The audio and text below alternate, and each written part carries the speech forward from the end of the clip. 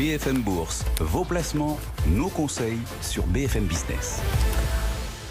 Avec une question toute simple, comment investir sur les indices mondiaux lorsque les marchés sont déjà élevés? Pour nous aider à y répondre, Vincent Kutkovitch, directeur général de bienprévoir.fr, nous avons rejoint en plateau. Bonjour. Bonjour.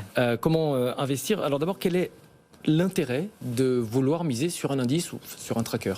J'ai envie de dire que l'intérêt principal, c'est de se dire que je vais investir sur un véhicule qui sera diversifié intrinsèquement, puisqu'on cherche en permanence la diversification.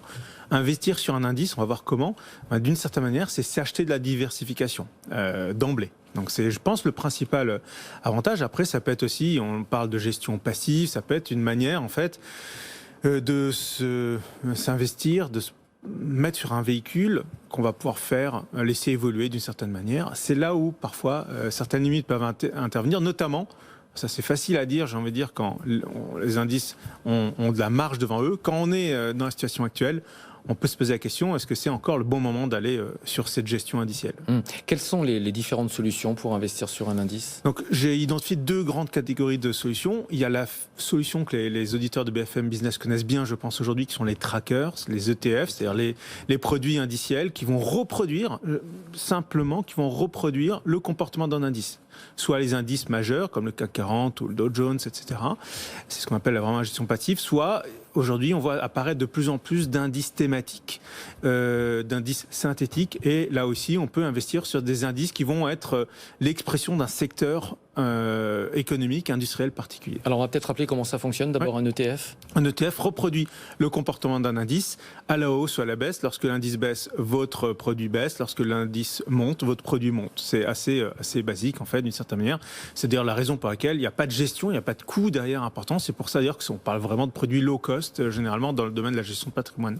Alors, petite précision, on peut acheter des ETF américains avec un système de passe-passe pour que ça puisse rentrer dans le PEA. Oui, notamment lorsqu'on achète des ETF synthétiques qui sont, en fait, on n'achète pas directement l'indice, mais une sorte de produit dérivé de l'indice. Et là, il y a une petite astuce pour passer dans le PEA. Moi, je dirais que le plus intéressant, éventuellement, c'est même de l'envisager à travers de l'assurance vie à ce moment-là. Comment fonctionnent les produits structurés indices dont vous venez de parler? Alors, les produits structurés, en fait, de façon générale, si on doit résumer, c'est un produit qui vous protège à la baisse sur un sous-jacent, une action, un indice, une obligation, mais vous donne une perspective de rendement qui sera limitée, qui ne va pas suivre la progression du sous-jacent. Si le sous-jacent augmente de 20%, vous allez peut-être avoir un coupon qui va aller jusqu'à 10-15%. Tout dépend, par contre, du niveau de risque que vous acceptez de prendre et du niveau de protection. Donc, un produit structuré, c'est une formule mathématique qui vous donne d'un côté une protection que vous fixez, ou de l'autre côté, un rendement connu à l'avance. Alors, vous allez nous donner quelques conseils, oui. J'aime bien les conseils dans cette émission, pour acheter justement, pour investir sous forme de produits structurés indiciels. Alors, effectivement, aujourd'hui, je pense que c'est toujours encore intéressant d'aller sur les marchés à travers des produits structurés indiciels. Et je dirais qu'il y a quelques consignes qu'il faut suivre. Le premier, c'est ça je trouve qui est très intéressant actuellement, c'est qu'on peut aller miser sur des indices sectoriels. C'est un peu la nouveauté de ces dernières années, qu'on retrouve aussi sur les ETF, j'en ai parlé. Donc, on peut, par exemple, aller jouer des secteurs qui n'ont peut-être pas encore engrangé toute la hausse que les autres indices ont déjà connus. Je pense notamment aux énergies, à des indices spécifiques sur les énergies.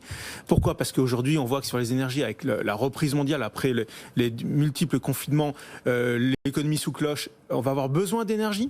Les bancaires, pareil, avec la remontée des taux, on voit le système bancaire qui est, d'une certaine manière, retrouve de la marge. Donc, on peut penser qu'aujourd'hui, les indices bancaires vont plus progresser que les indices dans leur ensemble. Et je miserai également sur des indices comme ceux de la santé, de la transition énergétique, on l'a identifié déjà, voire des divertissements à la maison.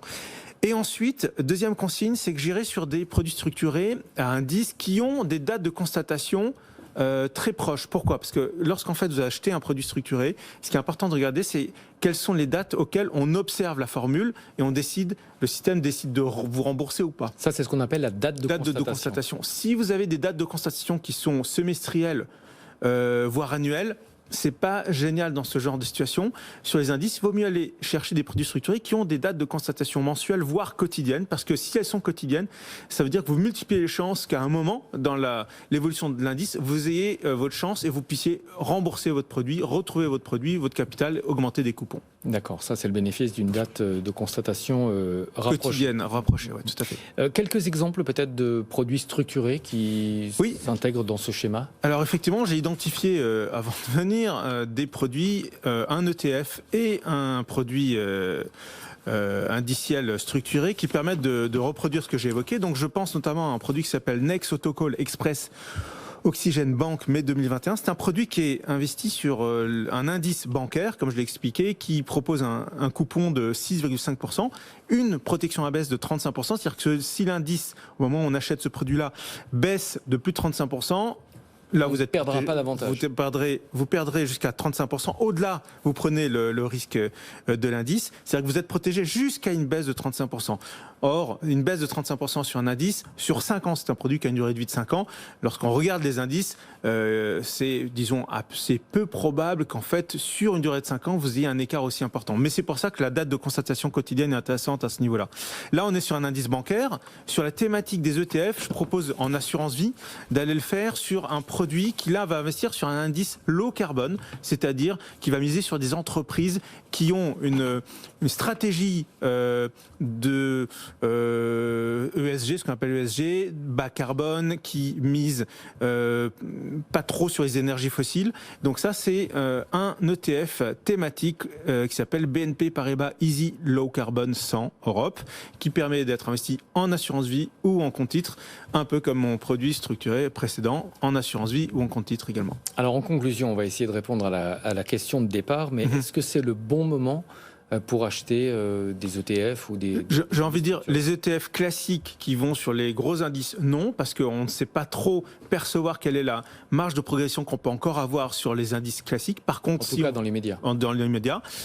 Et par contre, je proposerais plutôt une stratégie d'aller sur des ETF ou des produits structurés thématiques sur des indices spécifiques sur lesquels on peut presque avoir une stratégie un peu value, où on pense qu'en fait, d'une certaine manière, les perspectives de gain de ces indices-là sont plus importantes que celles des indices généraux. Un mot aussi peut-être plus général, mais on compare souvent gestion active, gestion passive. Sur le long terme, est-ce qu'il y a vraiment un si gros écart que ça ? Les statistiques demanderaient à être regardées. J'ai envie de dire qu'il faut miser sur les deux, c'est un peu facile, mais la diversification est quand même ce qui permet d'éviter d'avoir à avoir à répondre non à cette réponse-là, à cette question-là. Non, je pense qu'aujourd'hui c'est bien d'avoir des produits structurés de l'ordre de 5 à 10% dans son patrimoine, des ETF de l'ordre de 5 à 10%, mais toujours en ayant absolument la même rigueur dans la diversification. Et je pense que de cette manière-là, ça serait intéressant de voir le match que ça donnerait au bout de quelques années. Sur le long terme, les produits structurés sont probablement une bonne solution. Sur le long terme, les ETF ont probablement une difficulté, c'est qu'on ne sait pas à quel moment il faut sortir. Alors que sur les produits structurés, on a la possibilité d'envisager des sorties différentes. Merci beaucoup pour toutes ces précisions. Vincent Kutkovic, directeur général du site bienprévoir.fr.